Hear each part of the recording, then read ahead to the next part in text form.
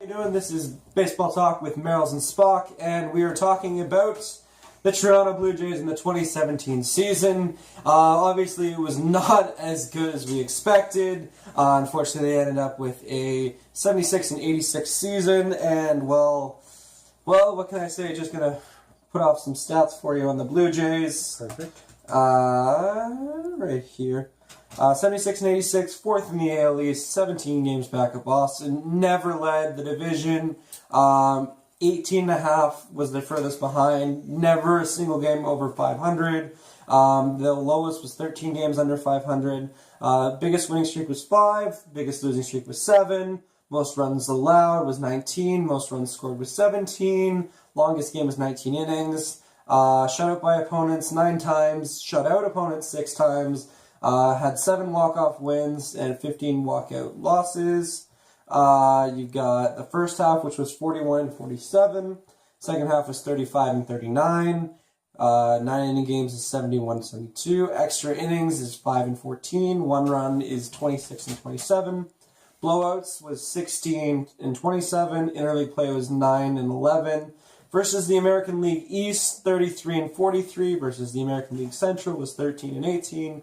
And versus the American League West was 21 and 14. Looking at it by months, April was god-awful with a record of 8 and 17, 18 and 10 in May, 11 and 15 in June, 12 and 15 in July, 13 and 15 in August, 13 and 14 in September, and 1 and 0 in October.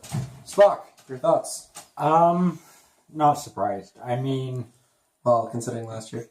well, you saw the Jays start declining. I mean, 2015 was the big year, and then they barely squeaked into the playoffs last year. So then you knew this year either the same thing was going to happen, where they barely get into the playoffs and then lose quite soon into the playoffs, or they just don't make it entirely.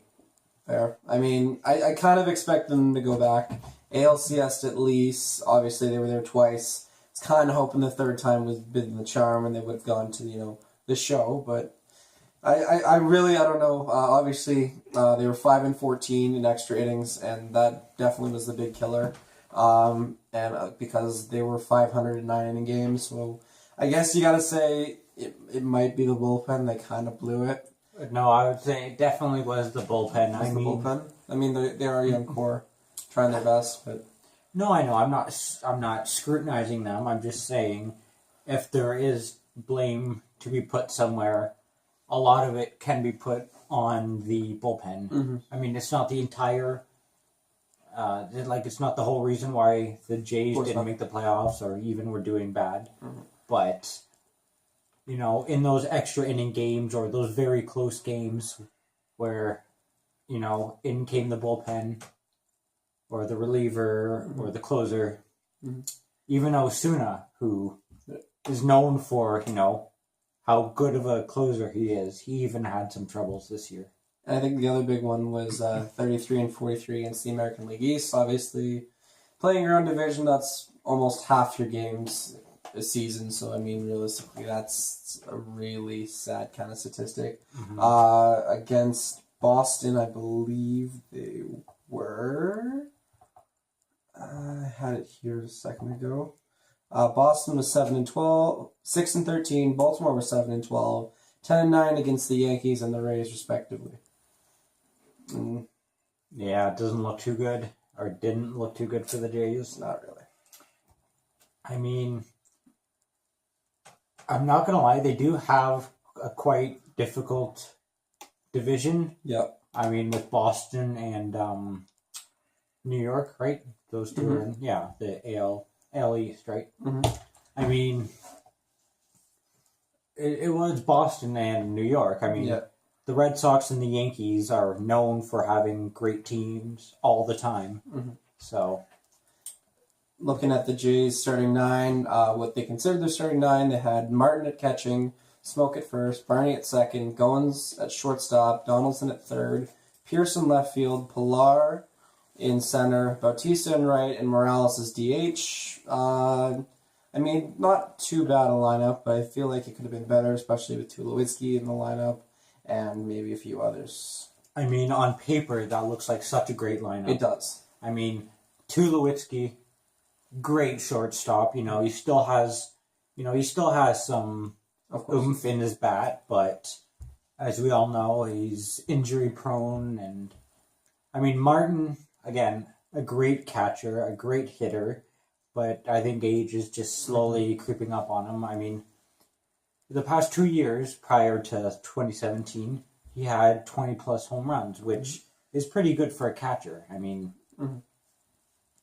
and we all expected that from Martin, but this year, I guess, was an off year. I mean, Donaldson's always been great. He obviously missed the first part of this season, so maybe his numbers weren't where they should have been, or he would like them to have been. But I mean, for the amount of games he did play, he put up some pretty nice numbers. Now, who is the Jays' best pitcher this year? I want to say Stroman. Yeah, I gotta go with Stroman there. Estrada's an effective pitcher, but I just think Stroman, he goes out there and he attacks. Estrada just, I mean, I don't know. I mean, he's an effective pitcher, but just his changeup and fastball. I mean, his changeup's deadly, but his fastball only going 90 miles an hour, whereas Stroman has that devastating slider and that wicked fastball, and the movement he has on it is just crazy. The Jays season next year, do you think it's better for the Jays to rebuild or rebuild on the fly? I would say a rebuild, a slow, lengthy rebuild. I mean, it's better for not only the fans, but obviously the team itself, because if you rebuild on the fly, it's almost like you're appeasing the fans just to give them, a slight hope of we might make it to the playoffs just because we've thrown all this money into trading players and 1 year leases and I mean, look at 2015 with David Price. It got the fans riled up. It got the fans coming to games. Now, if they were to rebuild on the fly, I think realistically the big thing is they do have a lot of veterans. They do have their Jose Bautistas. They do have their Kendrys Morales. They do have the Russell Martins kind of mentoring the new core. And obviously as each member of that core kind of fades off, the new one kind of comes in. He's a bit more prepared.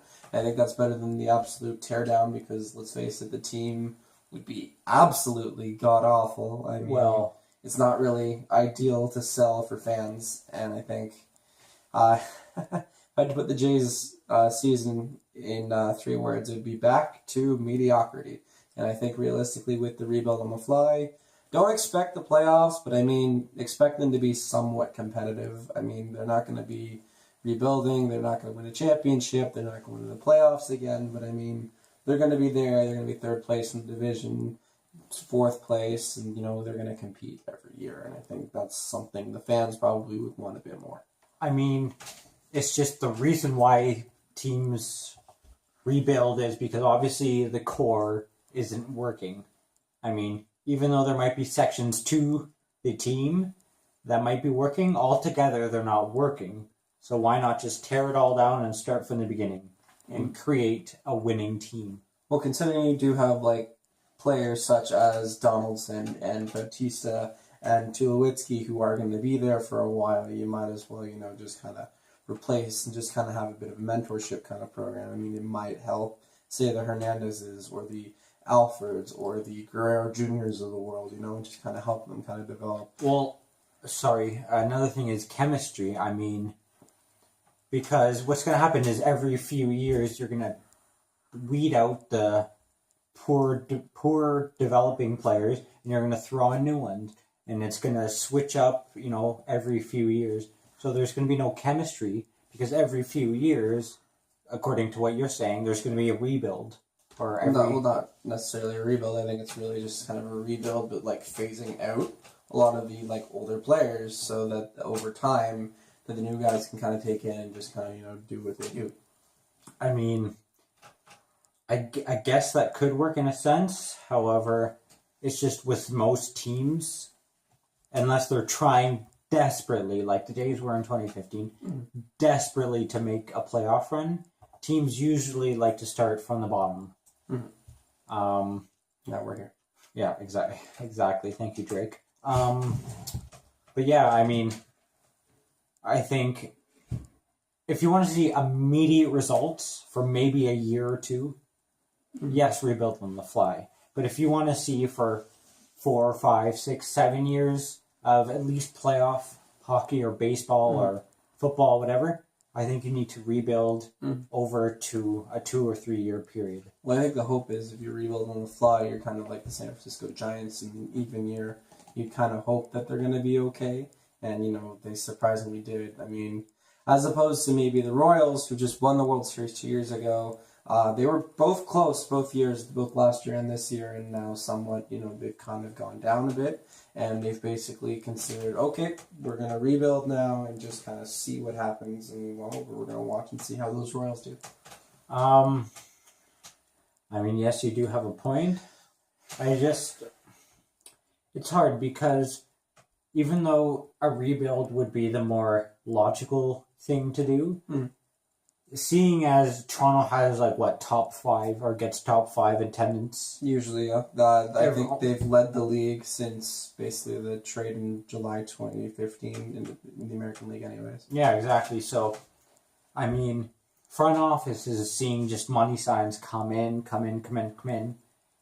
and they're making it to the playoffs, though they may not have a team that will make it into the World Series. As long as they have a playoff team and people are getting hopeful and the money's coming in, I don't see the front office spending any more than they have to. But I think realistically appeasing those fans, because let's face it, I'm going to say Toronto does have some of the best fans on the planet. I mean, for what they've gone through, a lot of their teams haven't won a major championship since 1993, both Leafs, Raptors, Jays. All the other sports teams in Toronto are very committed, very dedicated to their fans and their fan bases. The players love coming here. The problem is you're in a division with, say, the New York Yankees and Boston Red Sox. You have to spend money and you have to compete. Yeah. The Jays, I think, last year spent $199 million on salary, which is 4th in Major League Baseball. What did that amount to? But it's 3rd in the American League East. Yeah. And that's what sucks because, they ended up 4th in the AL East. I mean, because here's the problem. Especially in that division, Yep. you have one of the two of the youngest teams, or so it seemed. With the Red Sox, you have Jackie Bradley Jr., and you also have Xander Bogaerts, exactly. And then switching to the Yankees, you have obviously Judge, Gregorius, Sanchez, Bird. Stop me when I'm... Yeah, Castro. You have them all, and they're all young. Yeah. With the Jays, I think out of the 25 players, 20 of them are probably over the age of 30? Most of them, yeah. I think Pilar's 28, Stroman's 26, Biagini's 27, Tepera's 29. So there's only one player. It's really just young pitching at this point in time. Just Pilar, I think, for positions that's under 30. Oh, no, Goins is 29. Exactly. That's about it. But I mean, the average age in baseball is about 28, so I mean, it's not the worst thing. But the thing is with I do agree that they have to get younger. But the thing with the Yankees and the Red Sox is their superstars are young. Yes.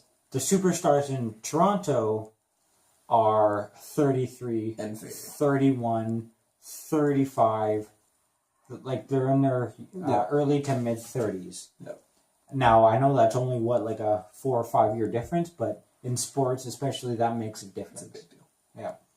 I think, I'm just kind of looking with that. I know Bautista's going in as 37 next year. Yeah, I don't know. Morales is going in 35 with Steve Pearce. Martin's going in at 35. You're not really too sure how old these guys are going to go. Mm-hmm. I think the expectations are for the 2018 season of the Blue Jays. Honestly, not much. I would like to see them, being a huge Jays fan myself, I would love to see them, make it to the playoffs. However, realistically, they're going to be no better than they were last year in 2017. Yes, they have Urania and Hernandez, but I don't really think, especially considering they're rookies and they were called up the last month of the season. I don't think they're going to be able to carry a team to the playoffs. But you don't think they might, say, improve a bit? Well, from like 76 is kind of, a solid like basement. I mean, it's just the players, like I said, are getting older and older, and as each year passes, I mean, the young guys are coming in. Yeah, I mean, well, here's the other thing though. They're young guys. They're mediocre. Of course. I mean, yes, Pilar and Carrera, they have great Collins. defense. Yeah, great defense. But they're not the best offensive players. Mm-hmm. So, I don't know. It's going to be tough to judge, but I don't think if there is any improvement, it'll be very slightly. It might be their bullpen improves, but overall their record, I think, might hover around maybe 5 games over 500 or 5 games under 500. Yeah, I think the Jays are probably around the 500 area. I'd say maybe about 80, 82. I would be kind of optimistic for the Jays. Obviously, Tulowitzki's coming back. Hopefully, he's in better form. Donaldson, hopefully, a full healthy season. He did hit 33 home runs last year, and I think realistically, if you have Hernandez, and you have Urena, you have Carrera, and a few others, I think realistically, an 80-82 record seems what would be ideal. Obviously, the difference between the 2016 Jays and the 2017 Jays was 13 wins, and obviously they were 9 games out of the playoff spot. So, I mean, that's a little disappointing because, we could have been back in the postseason again, especially with the weak AL last year. Just kind of looking with it, I think, realistically, patience is coming, but for Jays fans, to sum up the 2018 Blue Jays right now, back to mediocrity, folks. Back to mediocrity.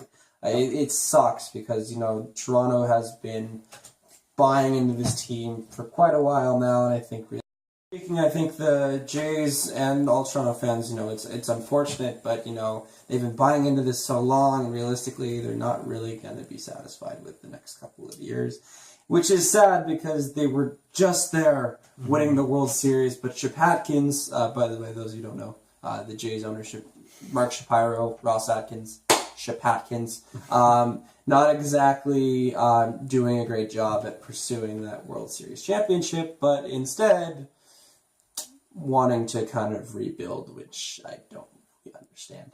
I mean, first of all, why would you get rid of Encarnacion? I'm not You too have sure. the money to spend. They did.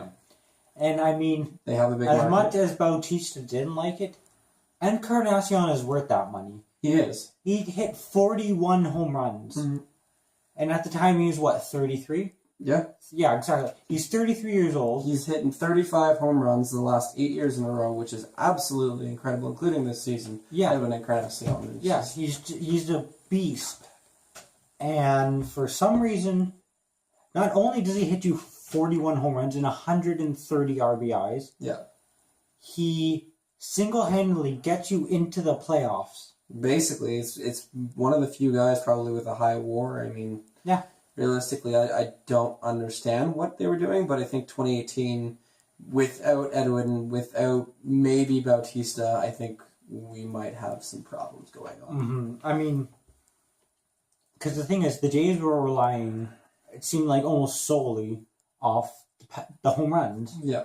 I mean, just as a pitcher, think about it. You had Bautista, so you're sweating, and then you got through Bautista. But then you had Encarnacion, and then you're like, oh, thank God there's a break. But no, there's Donaldson, Tulowitzki, Martin. Yeah, exactly. Pilar. Smoke, Pilar, Saunders, Pierce. Yeah. That's just a deadly lineup. I know. Now, Bautista's gone, Encarnacion is gone, Tulowitzki, yes, he's injured. Martin, not nearly as good as he used to be. So it's really only Donaldson and Smoke and Pierce. Yeah. Merrlles was okay. He was, for what Merrlles could have been, he was okay. Yeah. To say he did have 28 home runs this year, 85 RBIs. He was pretty good. He wasn't Edwin good, but nothing you can do there with Shapatkins behind the helm. I mean, yes, they got Merrlles for half the cost, but they also got him for half the power. I mean, it's half the stats.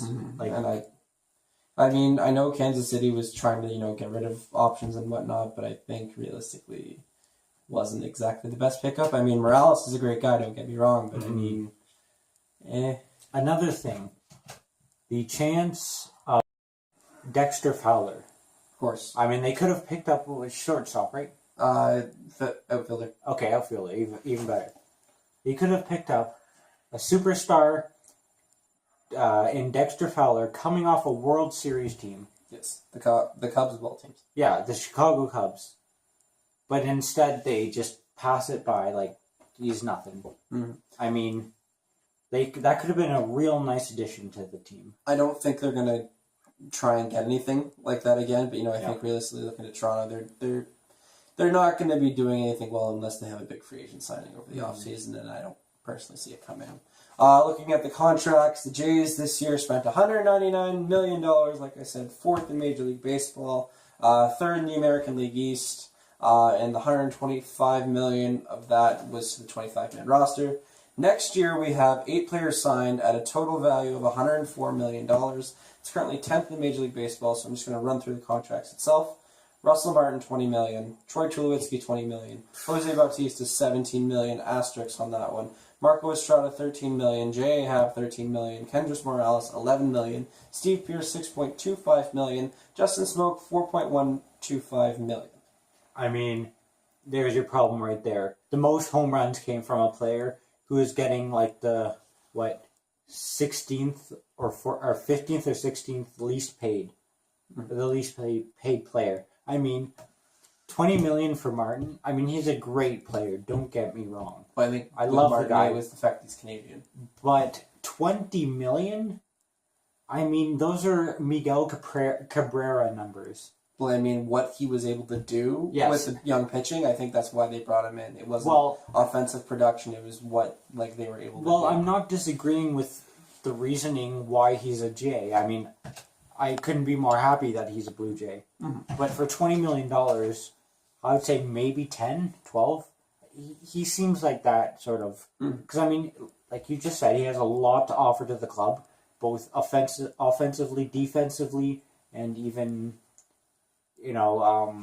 knowledge and teaching and educating. Anyways, moving on to Tulowitzki's contract. 6 years, $118 million. $20 million in 2018, $20 million in 2019, $14 million in 2020, and he can experience the free agent market in 2021 with take $4 million. I mean, he's not a $20 million player. Let's get that. Well, not anymore. Not anymore. He used to. That's the problem. That's the thing. That's the theme. Not anymore. We have a team here with multiple guys who were just absolute legends and greats in their day. And I know they're not that old. They're only like in their mid-30s. Yep. But with sports, your prime usually comes and goes like that. Yep. Maybe you have a 3 or 4 year span where you're great, and then it just slowly deteriorates. I mean, look at Bautista. He was a late striver. He had about 5 or 6 years of really good baseball, and then it slowly just started drifting down the slope. And looking at free agents for this season, you got Jose Bautista, Miguel Montero, Michael Saunders, Brett Anderson, and Darwin Barney. Any of those go? Or are you disappointed? Montero, good as going. Yeah. I don't know. Especially what he's getting now, $14 million a year. I mean, why did we even pick him up? I mean, we have Martin. Yeah. And if we really need, we have Luke Maley. Yeah. I think it was just because he's a World Series catcher. Well, he's the backup. Yeah, the backup World Series behind Ross, wasn't it? But yeah, that was also Wilson Contreras. I mean, that's the only reason why we picked him up. But we don't need him. I mean, pardon me. He doesn't offer much. Michael Saunders, $8 million a year. That's fair, I think. I mean, he might maybe deserve a bit under that, but I think the Jays could probably re-sign him, no problem. Yeah, absolutely. With Bautista, now I don't know if this is how it works, but with Bautista, let him walk, test free agency. I mean, between the Jays and Bautista, they know, but no one's going to want Bautista. I mean, I don't mean that in an offensive way. I mean, definitely has the numbers to be picked up, but just attitude-wise, is he not a top 9 guy? Absolutely, but no one likes him. I mean, I think it was the owner of the Baltimore Orioles outright said no one wants Bautista here. I mean, that's how much the guy's disliked around the league. I mean, he's adored in Toronto, of course, but outside of that, and now with Bautista's contract, basically how it works is if he stays with the Blue Jays next year, they pay him $17 million. But if he decides to test free agency, it's $550,000 what the Blue Jays will be paying for him. I say pick him up for 10 or 12 million. That's not too bad. I mean, he deserves it. He's not a terrible player, but he's not a great player. He's between, like I mentioned before, this fine line of mediocre and great. All right, how about Darwin Barney, $2.89 million? I think that's fair. I mean, that basically shows, you're a good player, you're a great addition to our lineup. But would you be sad if you saw him go? I don't know. I think it's either way on. It depends who you would replace him with. Because, well, let's say it's Richard Urena. He's ready to go, makes a team out of camp. Like Shapatkins is that confident. What would you say? I don't know, because Darwin Barney, he is a good player. Don't get me wrong. It would be hard to see him go, or it would be hard to see him leave and accept that fact, just because he's been such a key to the core that's been the Blue Jays, which is Goins, Pilar, Carrera, Barney, Merrlles, exactly. He's 31. I don't know, because I mean, like you said, you do have Urena right there, up and ready, young. Yep. So do you let Barney just burn out and slowly fade away and then bring him up, or do you just get rid of Barney?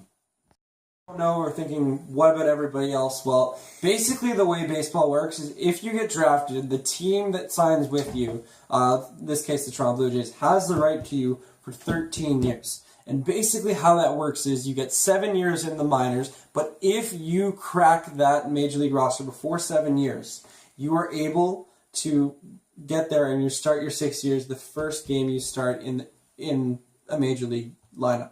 So basically, in the first 2 years, it's negotiations, and that's called pre-arbitration. But arbitration is if you're in your 3rd to 6th season. Basically, you're arguing with the team that drafted you yearly to get a contract based on how well you've been. And after those 6 years, you're able to become a free agent. Next year's a big deal because a lot of these guys like Manny Machado, Mike Trout, and Bryce Harper have the end of their arbitration in 2018. So for the Jays right now, their arbitration roster is the following: Josh Donaldson, Marcus Stroman, Aaron Loup, Kevin Pillar, Devin Travis, Tom Keller, Ezekiel Carrera, Roberto Osuna, Ryan Goins, and finally, Aaron Sanchez. It's going to be hard because, well, first off, with Sanchez... Oh, okay. So I'll get to him just because I have so much more to say about him. Of course. With Sanchez, he's such a great player. We've seen how great of a player he is. Of course. It's the problem arises is we haven't seen that much of him only because of that infamous blister. Oh, okay. And as little of an injury as that was, it took him right out of the lineup. Now, just by comparison, Aaron Sanchez makes $535,000 a year.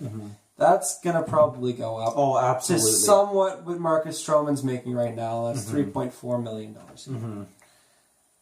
Absolutely. Probably at least a couple million. Of course. At least, I'd say 3.4, 3.6 is ballpark for Aaron Sanchez right now. I mean, he's a starter after all, and he's a good starter. He was, a Cy Young candidate? Last year, yeah. Yeah. Looking at Josh Donaldson, he makes $17 million a year. I mean, that's pretty good considering it's Bautista money for potentially better numbers. And I think realistically, he's got 1 more year to test free agency. Are we willing to pay that $17 million again just for him to leave or get traded? Who? Sorry? Josh Donaldson. Because he has his free agency next year as well. I don't think they will. Donaldson, it will be hard to see him walk. He's such a great addition, or Yeah, he was such a great addition and still is to our lineup. I mean, he's a superstar. Of course. I mean, he puts up the numbers. He was the MVP in 2015. Yeah, I mean, he had a pretty darn good season last year, considering how much time he missed was about 20, 30 games. Mm-hmm. I mean, those 33 could have been 43 home runs. Of course. So, who knows the type of season he could have had if he weren't injured. Let's see here. Devin Travis, $545,000. Honestly, Travis, I think, is way underpaid. I don't think he's a $10 million player, No. but at least $4 million. I mean, the attitude he brings, the hitting I wouldn't say anything over $2 million. No, I mean, the reason is he doesn't have enough playing time. Of course, but that's because he's injury prone. Well, that's just it.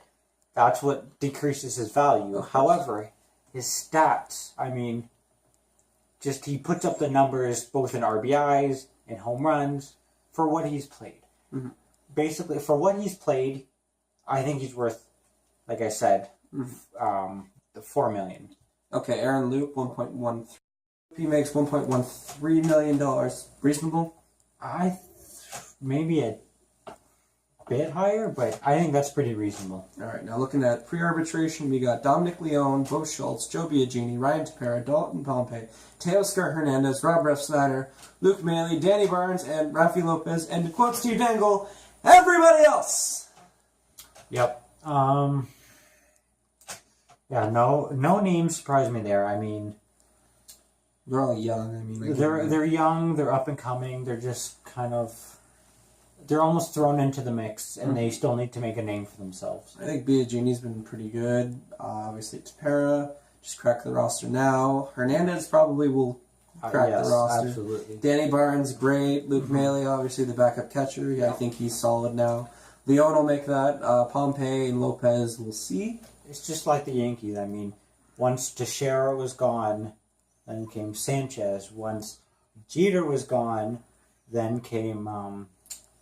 Castro and Gregorius and I think with penny pinching wise, how they could really, not spend as much. It's Bautista and it's Donaldson's contracts. I guess you kind of see, but I mean, you'd lose so much money with that. I'm not too sure. Well, I mean, look at, for example, the Detroit Tigers. Nice. They're paying Miguel Cabrera still $20 million a year. Yep.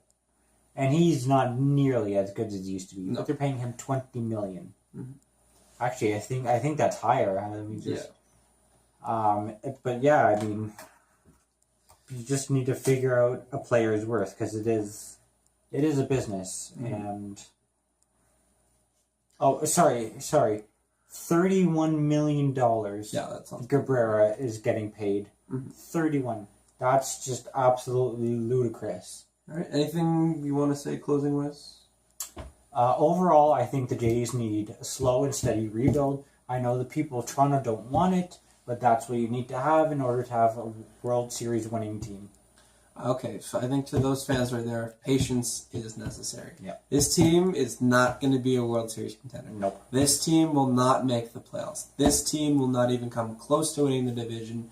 It's going to be the Yankees and Red Sox next year, and maybe the Orioles. I just have to say, if you're a Toronto Blue Jays fan, be patient, because the long road is ahead, and I think it is not going to be... Again, so much for watching. Feel free to like, subscribe, tell all your friends, and hopefully you enjoyed this video as much as we did making it, and we will hopefully talk to you very soon. Thanks again, everybody.